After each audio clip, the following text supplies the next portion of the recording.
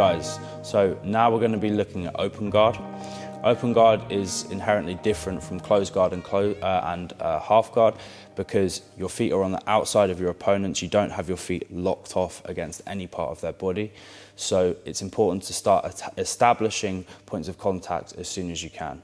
Okay, there's of course pros and cons to every guard, so it's not necessarily better or worse than closed guard or half guard. It's just slightly different in the way we have to approach it. So let's say in this scenario Yusuf's going to be on his knees. It's always good to stay on one hip and one hand. Okay, what you don't really want to do is start sitting in this kind of position where now it's very easy for him to lift me and put me on my back, and from here he has an advantageous position because he can move a lot more than I can move.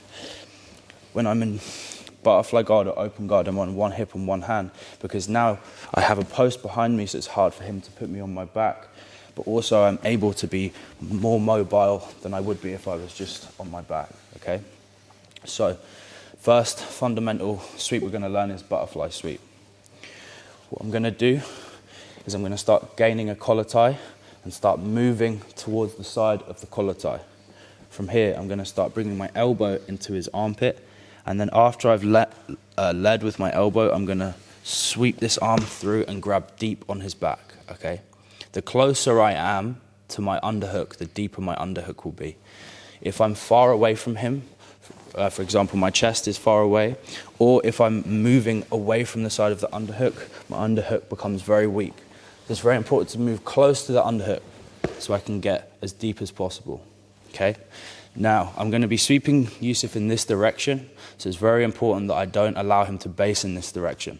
If I don't control his arm, he'll simply just base with his arm, and then I won't be able to sweep him. So what I'm going to do is I'm going to grab ideally his elbow and pull his elbow to my ribs. Okay, now what you don't want to do from here is fall directly onto your back.